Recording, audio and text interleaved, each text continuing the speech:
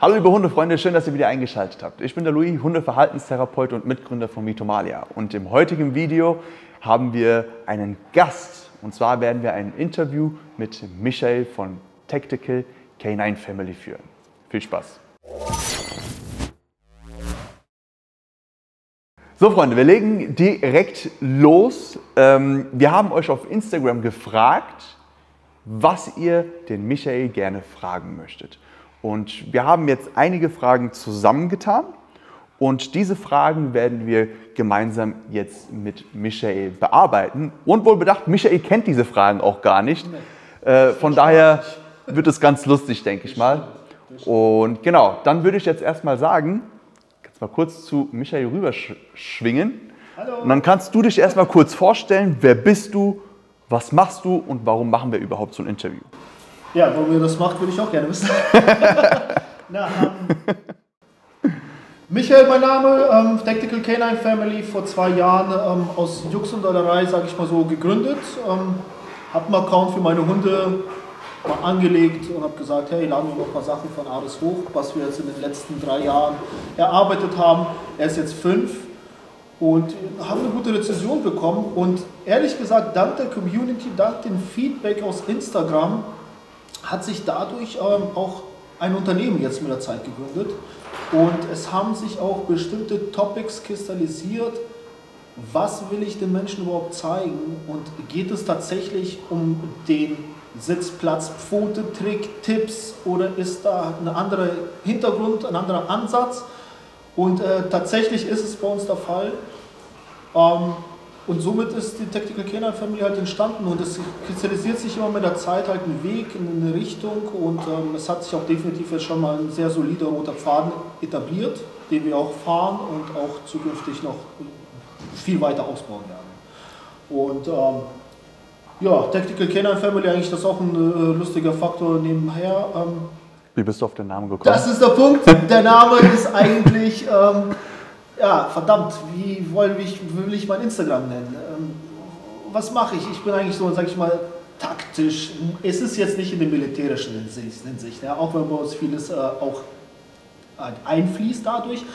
Aber funktional, taktisch ist bei mir halt strukturiert, geordnet. Ja, das ist halt auch, sag ich mal, im sozialen oder zivilen Aspekt halt dieses Taktische drin.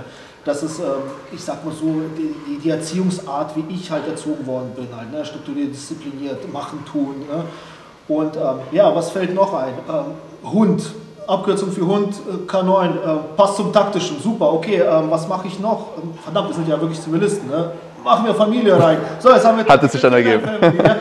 Und dann dachte ich, nein, das ist ja ein verdammt langes Wort, bis es jemand findet und falls du irgendwo mal einen Hashtag findest oder was auch immer, geht ja gar nicht.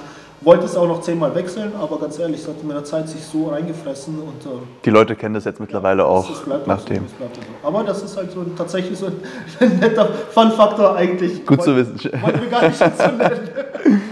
Dann würde ich jetzt mal sagen, dich haben wir jetzt kennengelernt, dann können wir jetzt auch mal kurz die Hunde kennenlernen. Ja, wenn sie kommen, gerne. Alles nein! Da fängt schon mal gut an. Guck mal her. Der Schnippitz bei euch der Sachen. So, das ist Ares.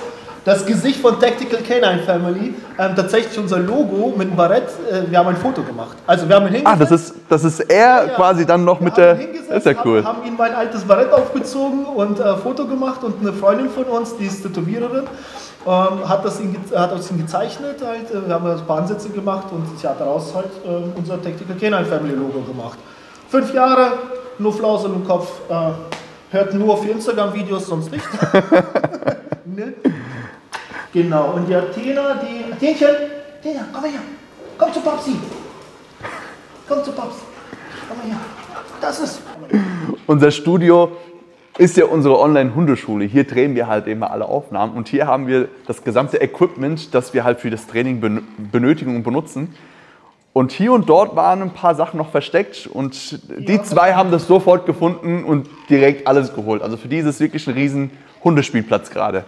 Genau, und das ist halt Hähnchen, 2 Jahre, Weibchen, mega verschmust, wollte ich auch so haben.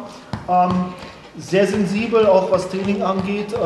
Leider auch diesbezüglich auch ein bisschen instabil, was Belastung angeht. Aber dafür im Suchen top, da ist Ares einfach total die Birne. Na, der findet es, aber der zerlegt ja auch die Bude. Sie findet es sehr geordnet und gesittet. Aber was jetzt, sage ich mal, schutzdienlich oder an sich so Druck angeht, die ist da sehr sensibel. Ne? Es reicht schon zu sagen, hör auf damit und sie hört auf. Bei Ares muss man das eventuell noch 2000 Mal sagen. Ja, aber genau, und 2 Jahre und die kam in die Familie und ist so eine kleine Hexe. Hoffentlich geht es mit 3 Jahren, da wenn die Pubertät ein bisschen durch ist. Hoffen wir, ne? Dingchen. Fein. Geh spielen. Geh spielen. Ui, ui, ui. Das ist ihr Lieblings. Ja, sie hat jetzt gerade ein Spielzeug gefunden. Und zwar unser Extreme Bone. Ja. Den mag sie besonders. Den haben die jetzt hier. Hör auf. Halt weiter. Soll weiterhalten? Ja, ja. Ui, ui, ui. Und Power haben sie auch. Wenn es nicht so flutschen würde. Ja, die macht es sehr spannend. Ui, ui, ui. Ja, es flutscht. So viel zu Michael mit Ares und Athena. Jetzt habt ihr eine Vorstellung, wer er überhaupt ist, was er macht und was er auf Instagram. Du hast gar nicht erzählt, wie deine Reichweite auf Instagram so ist. Wie ist es passiert? Also bevor wir mit den Fragen anfangen, es ist ja schon ziemlich schnell auch passiert. Das war ja auch gar nicht so geplant, ne? Wirklich sehr schnell passiert. Es gab tatsächlich immer wie so ein Boost immer wieder, ja. Und es gab halt 2, 3 Sprünge, die gingen sehr schnell hintereinander. Da gab es erstmal eine Stagnation, dann sind wir einfach da gewesen und dann wieder hops, hops, hops. Wir machen halt alles international, also wirklich weltweit.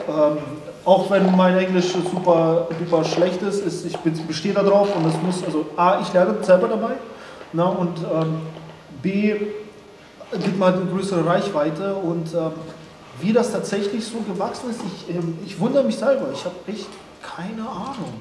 Also wir können von unserer Seite aus sagen, dass du schon ziemlich fleißig bist. Genau, also definitiv. Das ist auch wahrscheinlich ein Grund. Ja, klar, also gut, wie gesagt, tägliches Präsenz.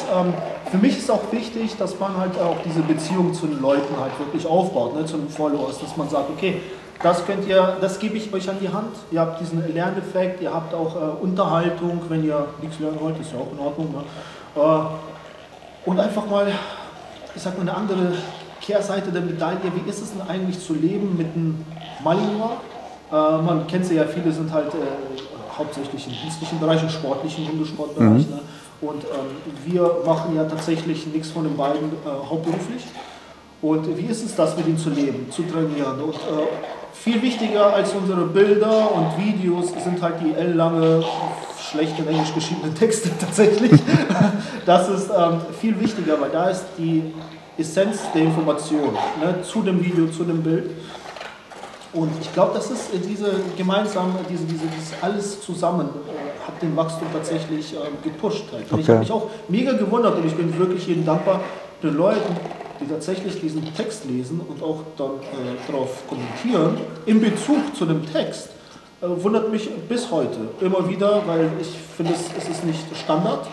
Hand aufs Herz, ich habe einen Tag, wo ich einfach nur Medien reinziehen will, da lese ich keinen Buchstaben. Es gibt aber Tage, wo ich mir tatsächlich auch die Posts auch durchlese. Ne? Und deswegen bin ich ziemlich dankbar für jeden Kommentar oder Reaktion von Menschen, die dann mir tatsächlich ein Video und der Arbeit und der Zeitaufwand, den ich dann reinsetze, tatsächlich bekomme. Das ist am Ende des Tages ist es ja auch sehr viel Zeitaufwand vor allem. Ne? Also was ich persönlich sehr stark finde, ist genau das, was du jetzt gerade auch gesagt hast, dass du das auf Englisch machst und auch du sagst es einfach so, ey, mein Englisch ist nicht das Beste, aber ich ziehe es trotzdem durch, du lernst dabei, aber die Leute bekommen dementsprechend auch etwas dafür. Ja. Die will spielen, ey, die will spielen, du. Später spielen wir mit der Beißbus weiter, ja? Wir haben unsere Community gefragt, ob sie Fragen an dich haben.